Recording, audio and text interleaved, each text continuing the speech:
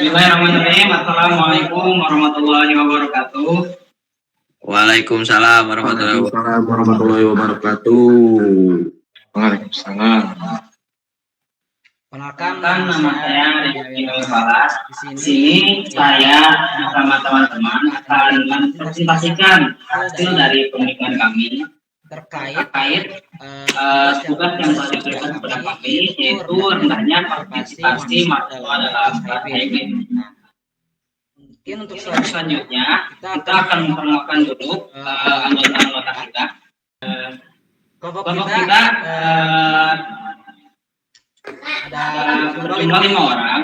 Yang pertama itu ada Henry Manca, yang kedua ada Muhammad Iqbal, yang ketiga Muhammad Lutfan Imanul Rahman, yang keempat saya sendiri Fikri Falas, dan yang kelima itu ada Setia Nadianto. Baik, untuk mempersingkat waktu, kita masuk dulu ke bab yang pertama yang akan dijelaskan oleh saudara Burkon. Terima kasih atas waktunya, moderator. Di sini saya akan menjelaskan bab 1, yaitu latar belakang dan lain-lain. Di sini fenomena pembelajaran hybrid ini muncul karena perkembangan sistem kuliah yang menggabungkan tatap muka langsung di kelas dengan pembelajaran daring melalui platform online. Namun dalam pelaksanaannya muncul keresahan dari dosen terhadap rendahnya keaktifan mahasiswa, terutama bagi mereka yang mengikuti kelas secara online gitu. Mahasiswa itu sering kali tampak kurang fokus, bahkan jarang bertanya dan pasif dalam diskusi kelas gitu ya. Sementara dosen juga mengalami kesulitan membagi perhatian antara mahasiswa offline dan online gitu. Kondisi inilah yang kemudian menjadi bahan diskusi kami, sebagaimana arahan dari dosen untuk dianalisis bersama dan dicari solusinya gitu ya. Lalu melalui diskusi ini tuh kelompok kami mencoba untuk yang pertama mengidentifikasi penyebab rendahnya partisipasi mahasiswa dalam kelas hybrid. Yang kedua menganalisis berbagai faktor baik dari sisi mahasiswa, dosen, teknologi maupun lingkungan belajar gitu ya, menggunakan Ishikawa Bond atau analisis tulang ikan ya. Lalu yang ketiga merumuskan beberapa ide dan solusi agar sistem pembelajaran hybrid dapat berjalan lebih efektif dan interaktif gitu ya. Lalu tujuan dari diskusi ini tuh adalah agar baik mahasiswa maupun dosen dapat memahami kendala yang terjadi selama proses pembelajaran hybrid dan bersama-sama menemukan cara untuk meningkatkan keaktifan serta partisipasi dalam kelas gitu ya. Mungkin demikian penjelasan singkat saya untuk bab 1 atau pendahuluan gitu ya. Mungkin selanjutnya akan saya serahkan kembali kepada moderator. Terima kasih. Wassalamualaikum warahmatullahi wabarakatuh. Waalaikumsalam warahmatullahi wabarakatuh. Terima kasih kepada saudara Burkon yang telah membahas bab 1 tentang pembahasan dari materi ini, diskusi ini. Baik, kita lanjutkan kembali. Akan dipaparkan oleh saudara Setia. Kepada saudara Setia dipersilahkan. Ya baik, terima kasih kepada moderator Ricky. Di sini saya akan melanjutkan pembahasan ya dari yang tadi disampaikan oleh Burkon. Nah, mungkin di sini kita lanjut ke bab 2 yaitu pembahasan ya. Untuk di pembahasan kali ini kita ada yang namanya itu fishbone analysis ya, atau analisis dari tulang ikan. Nah, jadi untuk memahami penyebab rendahnya partisipasi mahasiswa dalam hybrid ya, atau kelas hybrid, yaitu digunakan dengan metode ini, yaitu diagram fishbone atau diagram tulang ikan. Nah, dari sinilah kita menganalisis ya faktor-faktor apa saja penyebab kita atau kelompok atau mahasiswa yang melaksanakan kelas hybrid itu apa saja gitu ya penyebabnya. Nah, jadi di sini kita telah meneliti itu ada empat ya. Nah, yang pertama ada people, yang kedua metode, atau metode, yang ketiga teknologi, dan yang keempat environment. Nah, untuk yang pertama itu ada people ya. Nah, yang dimana dari yang pertama itu dari sisi dosen ya. Nah, jadi dosen seringkali kesulitan membagi fokus antara mahasiswa yang hadir secara daring atau luring. Nah, untuk dari POV mahasiswanya, yaitu mahasiswa cenderung kurang termotivasi ya, atau sulit memahami materi secara online, dan seringkali melakukan aktivitas lain selama perkuliahan berlangsung. Nah, jadi waktu online tuh mungkin mahasiswa tuh suka ada yang tidur lah, ada yang kemana gitu ya. Jadi tidak fokus untuk memperhatikan. Dan poin yang ketiga itu perhatian mahasiswa mudah teralihkan oleh faktor eksternal. Nah, yang saya bilang tadi ya. Untuk yang kedua ya, tadi yang dari Fishbone yang analisis tulang ikan yang kedua, yaitu ada metode. Nah, atau metode ya. Jadi metode ini itu digunakan untuk berfokus pada mahasiswa yang hadir secara langsung atau offline ya. Sehingga mahasiswa yang mengikuti kelas secara daring merasa diperhatikan gitu, oleh dosen, dan kehilangan interaksi yang bermakna dengan dosen maupun teman kelas. Lanjut, kita yang poin ketiganya itu teknologi ya. Ada dua. Yang pertama di sini koneksi internet yang tidak stabil menjadi kendala utama bagi mahasiswa maupun dosen. Mungkin penyebab kurangnya mahasiswa itu dari segi teknologi mungkin internet ya. Internet yang tidak stabil ataupun lemot mungkin jadi hambatan bagi kita mahasiswa. Untuk nomor 2-nya itu ada aplikasi Zoom yang digunakan sering mengalami gangguan seperti tiba-tiba keluar atau koneksi ataupun error dan lain-lain. Karena kan sistem Zoom-nya kurang atau ada terkendala. Next, yang keempat dari Fishbone tadi ada environment ya. Di sini ada 2 poin juga. Yang pertama, lingkungan belajar yang tidak kondusif seperti kebisingan dari luar ruangan. Seperti contoh, kita kan di bawah itu ada jalan-jalan gitu ya. Jadi sering kali berisik oleh suara kendaraan atau pengamen ya yang sedang bernyanyi dan lain-lain. Nah, itu pun dapat mengganggu fokus belajar mahasiswa untuk yang offline.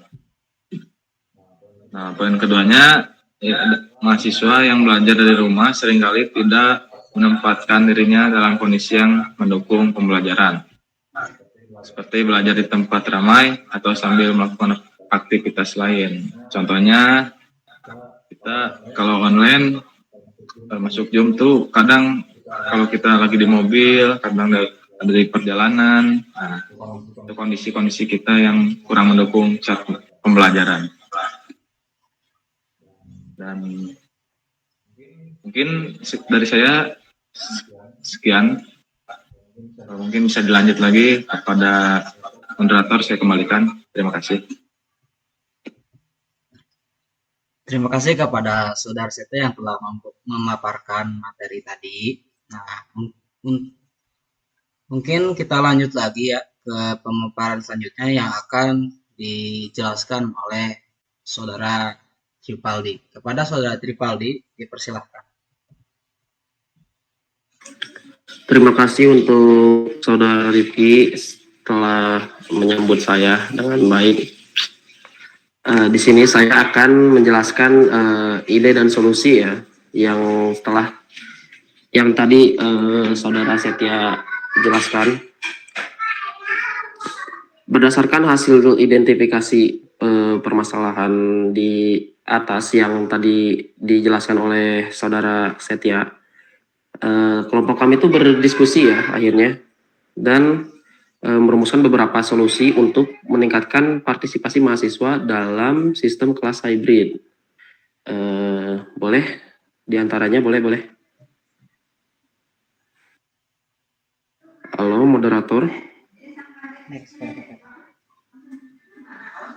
Yang pertama, kita bisa meninjau ulang penerapan metode hybrid, yaitu bisa dibilang sistem pembelajaran sebaiknya difokuskan hanya pada dua metode, online penuh atau offline penuh, agar mahasiswa dapat mengikuti perkuliahan secara jelas dan disiplin. Di sini juga jadi menjadikan jika kita dihadapkan dengan pilihan kelas hybrid, para mahasiswa itu lebih condong mengambil kelas online dikarenakan satu dan lain hal, dan itu tuh menyebabkan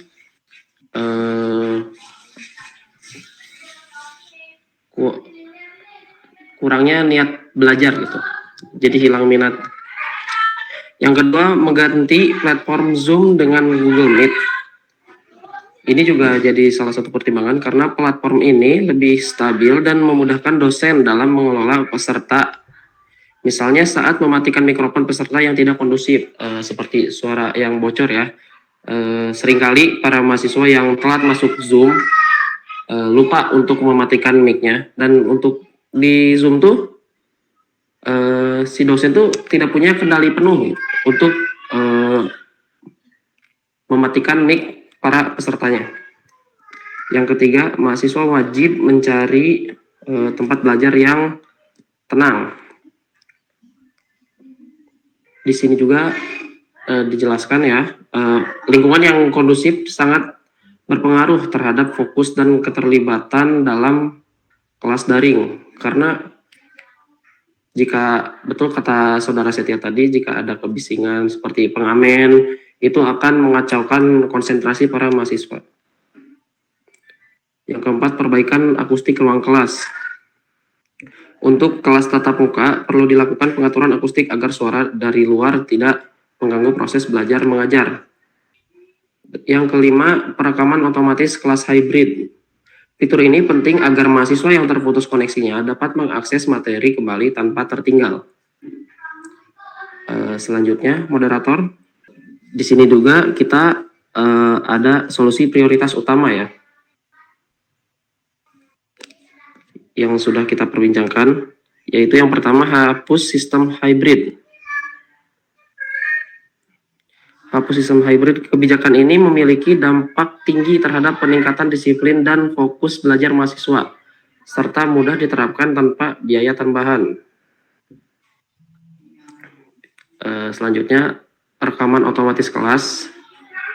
Solusi teknis sederhana yang berdampak besar terhadap aksesibilitas materi bagi mahasiswa daring.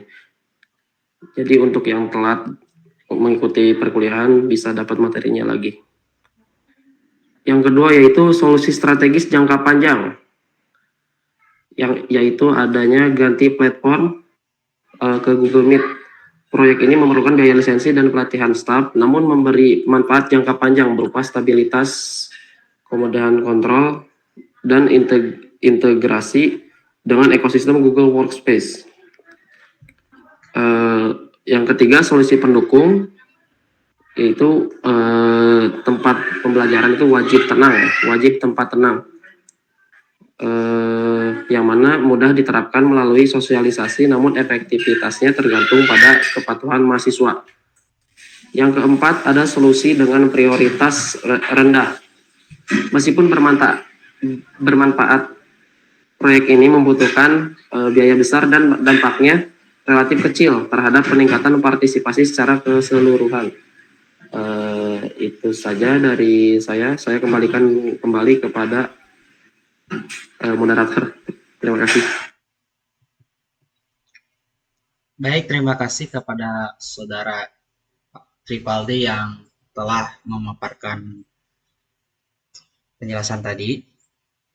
Untuk selanjutnya akan dipaparkan oleh saudara Henry. Nah, kepada saudara Henry dipersilahkan. Baik, Terima kasih banyak kepada Saudara Rifki selaku moderator yang telah memberikan waktu dan kesempatannya kepada saya untuk menjelaskan mengenai hasil diskusi dan action plan.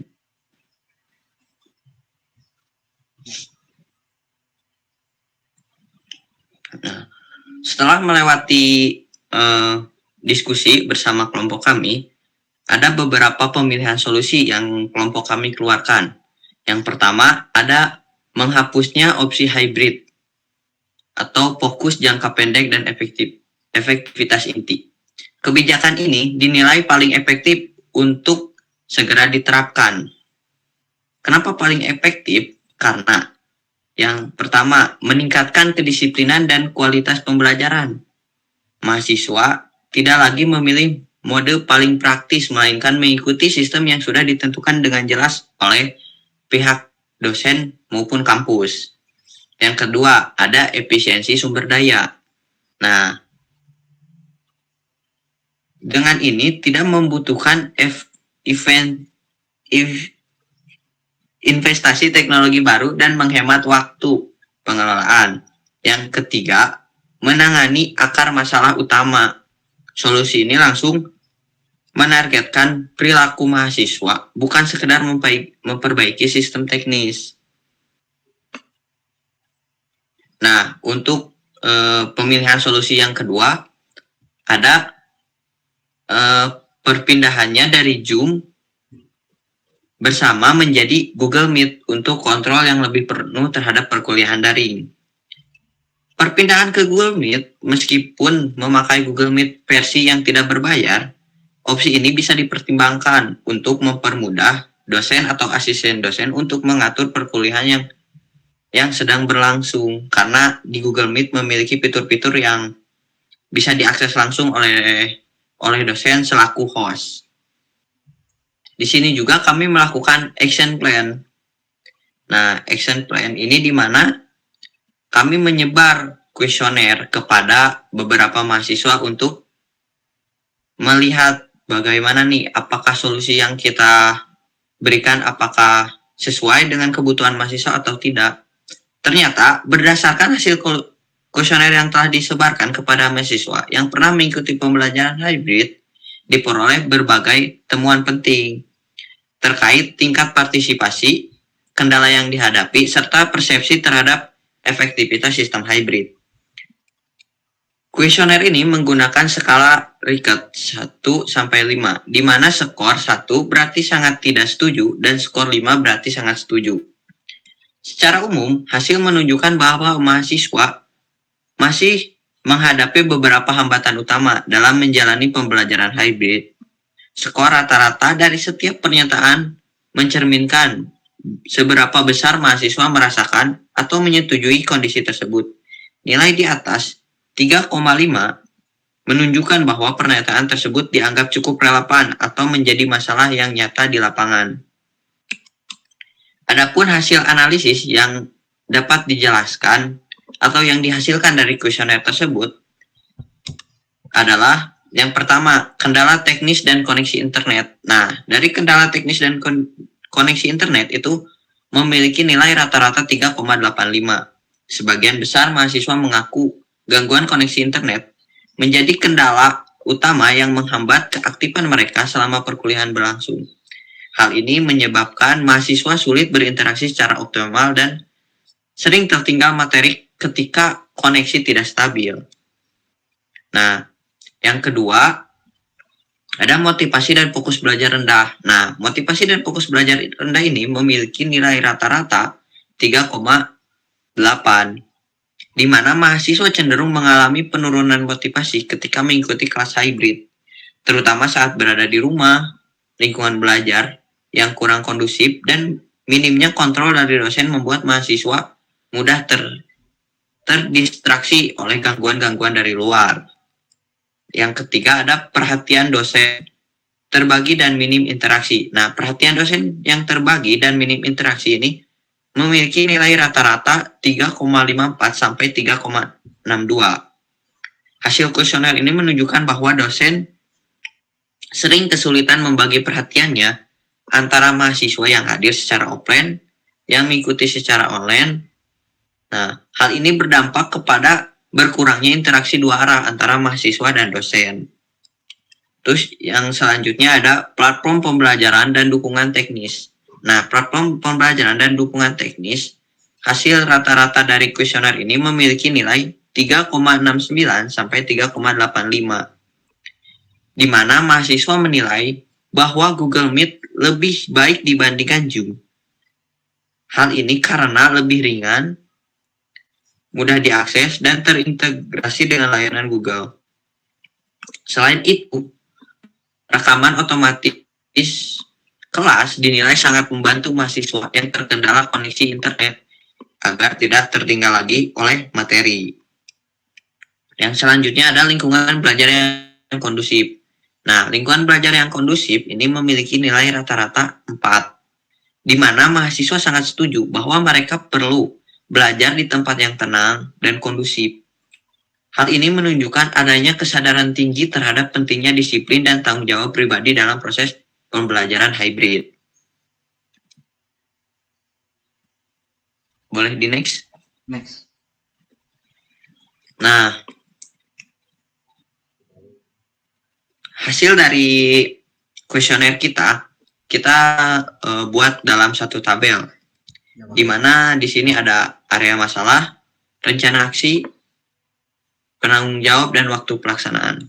Nah, untuk yang pertama itu ada area masalahnya, itu yang tadi, gangguan koneksi dan akses platform, di mana rencana aksinya kita migrasi platform dari Zoom ke Google Meet serta aktivitas si rekaman otomatis di setiap sesi. Nah, penanggung jawabnya itu ada tim IT dan dosen pengampu. Untuk yang kedua, ada area masalahnya itu motivasi belajar yang rendah. Nah, rencana aksi dari kami yaitu dosen membuat poin partisipasi aktif sebagai bagian dari penilaian serta meningkatkan aktivitas berbasis diskusi kelompok, di mana dosen mengasih apresiasi gitu kepada mahasiswa yang mampu menjawab atau mampu berdiskusi secara langsung bersama dosen. Nah, untuk area masalah lingkungan belajar yang tidak kondusif, nih ada rencana aksinya yaitu sosialisasi kepada mahasiswa untuk belajar di tempat yang tenang dan penyediaan ruang belajar di kampus bagi peserta daring. Nah, di mana tempat dan lingkungan itu sangat berpengaruh terhadap fokusnya mahasiswa. Yang keempat, ada area masalahnya itu ketidakjelasan sistem hybrid. Nah, untuk ketidakjelasan sistem hybrid, rencana aksinya yaitu kita melakukan evaluasi kebijakan, pertimbangkan penghapusan opsi hybrid dan penetapan sistem penuh online atau penuh offline, di mana ketika kita melakukan penghapusan opsi hybrid, jadi mahasiswa itu lebih fokus gitu. Oh, perkuliahan hari ini kita online full semua online. Perkuliahan offline full semua offline. Jadi tidak ada mahasiswa yang online dan offline, yang dimana pasti mahasiswa akan lebih mengambil kuliah online. Boleh di next?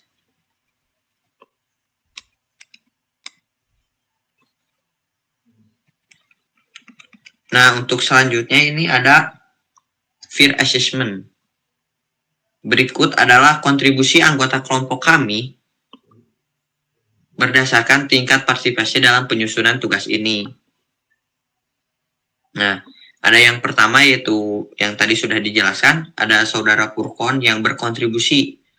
Beliau berkontribusi memulai diskusi, mengarahkan diskusi, dan merapihkan isi makalah.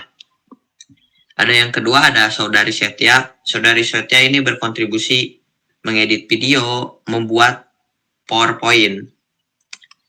Nah, yang ketiga ada saya sendiri, Henry, yang berkontribusi mengarahkan diskusi, membantu mencari dan menentukan solusi. Untuk yang keempat ada saudari Tri yang berkontribusi membuat kuesioner dan membantu menyebarkan kepada mahasiswa. Yang kelima adalah saudari Ripki yang berkontribusi membuat makalah dan memberi ide-ide.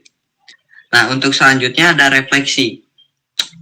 Melalui analisis ini, kelompok kami menyadari bahwa rendahnya partisipasi mahasiswa dalam kelas hybrid tidak hanya disebabkan oleh aspek teknis, tetapi juga oleh motivasi belajar dan disiplin pribadi mahasiswa. Oleh karena itu, solusi yang kami tawarkan tidak hanya berfokus pada perbaikan teknologi, tetapi juga menyentuh kebijakan akademi dan kesadaran belajar individu. Kami berharap hasil penelitian kecil ini dapat menjadi bahan pertimbangan bagi institusi pendidikan dalam merancang sistem pembelajaran yang lebih efektif, interaktif, dan mendukung partisipasi mahasiswa secara maksimal di masa depan.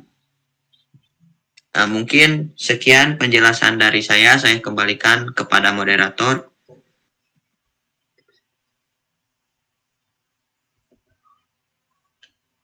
Baik, terima kasih kepada Saudara Henry ya, yang telah menjelaskan sangat panjang. Nah, baik, untuk kesimpulannya, nah di sini tuh rendahnya partisipasi mahasiswa dalam kelas hybrid itu disebabkan oleh 4 faktor utama. Yang pertama people, yaitu motivasi rendah, sulit fokus, dan dosen kesulitan membagi perhatian antara peserta online dan offline. Yang kedua ada metode. Metode pengajaran lebih berfokus pada peserta luring, membuat mahasiswa daring kurang terlibat. Yang ketiga itu ada teknologi. Di koneksi internet tidak stabil dan platform seperti Zoom sering bermasalah. Yang keempat, environment, yaitu lingkungan belajar tidak kondusif, terutama bagi mahasiswa yang belajar dari rumah. Jadi, solusi yang diusulkan mencakup penghapusan sistem hybrid agar pembelajaran lebih terarah atau penuh online atau offline. Nah, migrasi ke Google Meet yang lebih stabil, penerapan rekaman otomatis kelas, penegakan aturan belajar di tempat tenang, serta peningkatan partisipasi aktif melalui penilaian dan diskusi. Nah, hasil kuesioner menunjukkan kendala teknis dan koneksi sebagai masalah terbesar, diikuti oleh motivasi rendah dan terbatasnya interaksi dosen mahasiswa. Namun, mahasiswa menyadari pentingnya lingkungan belajar yang kondusif. Secara keseluruhan, peningkatan partisipasi tidak cukup hanya dengan perbaikan teknis, tapi juga memerlukan perubahan kebijakan, disiplin belajar, dan kesadaran individu agar pembelajaran hybrid menjadi efektif, interaktif, dan berkelanjutan. Mungkin sekian dari presentasi kelompok kami terkait materi yang tadi. Bila ada kurang, mohon dimaafkan. Sekian, wassalamualaikum warahmatullahi wabarakatuh. Waalaikumsalam warahmatullahi wabarakatuh.